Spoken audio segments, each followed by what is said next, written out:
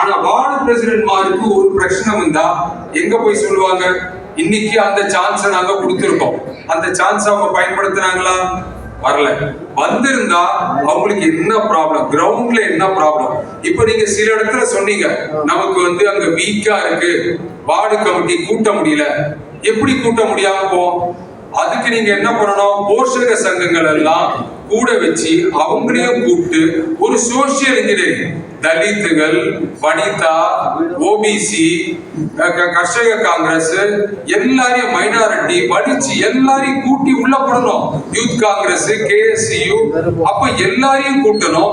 அப்படியே உங்களுக்கு வார்டு கமிட்டியில ஆள் கிடைக்கலன்னா குடும்ப சங்கம் உங்கள் செய்யறப்ப வார்டு பிரசிடென்ட் அங்க நம்முடைய காங்கிரஸ் அபிமானிகள் வருவாங்க, நம்முடைய சொந்தம் வரும், நம்முடைய பழைய காங்கிரஸ் விட்டு போன CPM போன காங்கிரஸ்மார் இருக்காங்க, காங்கிரஸ் விட்டு போய் BJPக்கு போன காங்கிரஸ்மார் இருக்காங்க, எல்லாரையும் விதிக்கிறப்ப அங்க உங்களுக்கு கமிட்டி கிடைக்கும். நீங்க அதுக்கு பிரயாஸ் பண்ணணும். அதை நீங்க விட்டுட்டு கமிட்டி இன்னும் ஃபார்ம் பண்ணல, இன்னும் நமக்கு 7 மாசத்துல தெரிஞ்செடுப்பு வருது, இன்னும் கமிட்டியே இல்லைன்னா நீங்க யுத்தத்துக்கு எப்படி போவீங்க? நீங்க ஒரு லீடர் சில பேர் முகத்தை வச்சு நம்ம பார்லிமெண்ட் ஜெயிக்கிறோம், அசம்பிளி ஜெயிக்கிறோம், அது முக்கியம் கிடையாது. நமக்கு பஞ்சாயத்து ஜெயிக்கணும்னா தாழத்தட்டுல வார்டு பிரசிடென்ட்டும் வார்டு கமிட்டியும் பூர்த்தியா இருந்தா மட்டும்தான் நம்ம ஜனங்களை போய் நம்ம ரீச் பண்ணி அதை கன்வெர்ட் பண்ண முடியும். இப்போ உங்களுக்கு தெரியும், நடந்த தெரிஞ்செடுப்பு உப தெரிஞ்செடுப்பு ரிசல்ட் வந்தது. இவ்வளவு ஜனவிரோத பினராயி விஜயன் சர்க்காரு 15 சீட்டு ஜெயிச்சிருக்காங்க, நம்ம 12 சீட்டு ஜெயிச்சிருக்கோம்.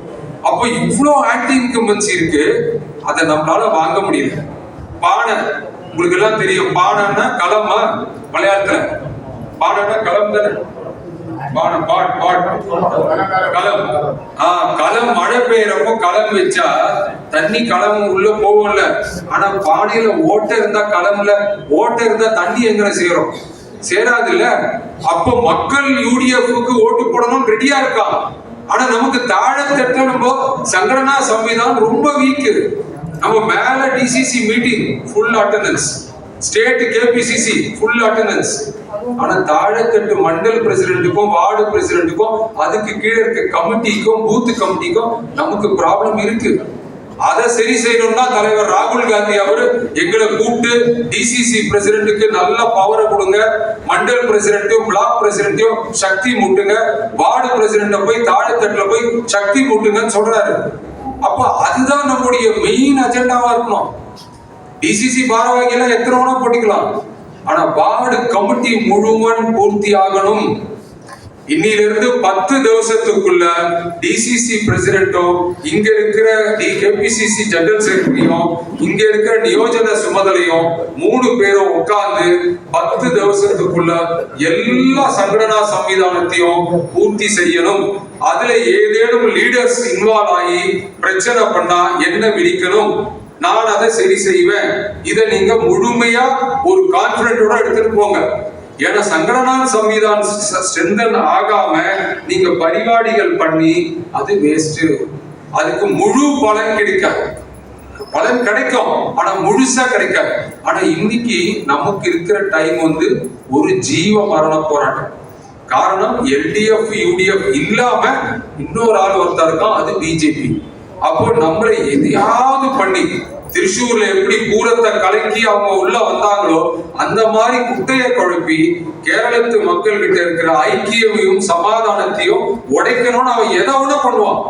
அப்ப அதுக்கு நம்ம எதை வச்சு பீட் பண்ணணும்?